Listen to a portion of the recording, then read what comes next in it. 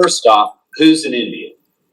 This is all established by federal law. This is nothing new. This has been the law for decades and decades and decades. The easiest thing for us is if somebody's actually a member of a tribe, because that's easily verifiable.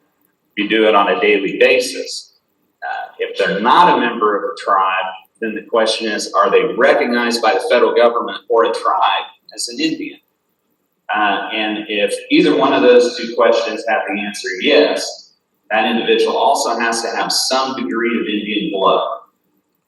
And then finally, how do we address this in court? I've got hundreds and hundreds and hundreds of these cases. We have hearings every week, huge dockets. It takes an enormous amount of time, but we're slowly making progress. The reason all this matters, this is kind of a jurisdictional flow chart.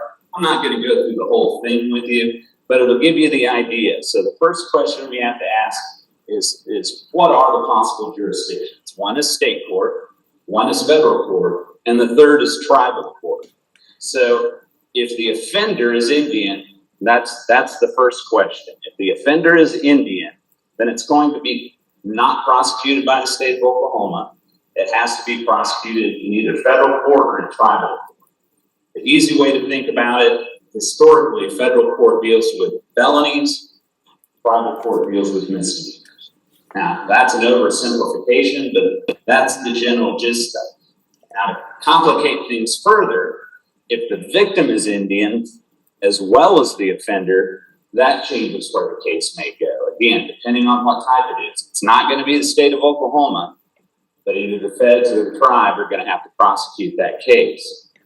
If we've got a non-Indian offender, Indian victim, that's still not the state of Oklahoma's case. Those are going to have to go through federal court. So what's the state left with? Everything else, okay? Any case that involves an Indian that's a member of a federally recognized tribe is not going to be prosecuted by us anymore. Does that mean we never see it? No.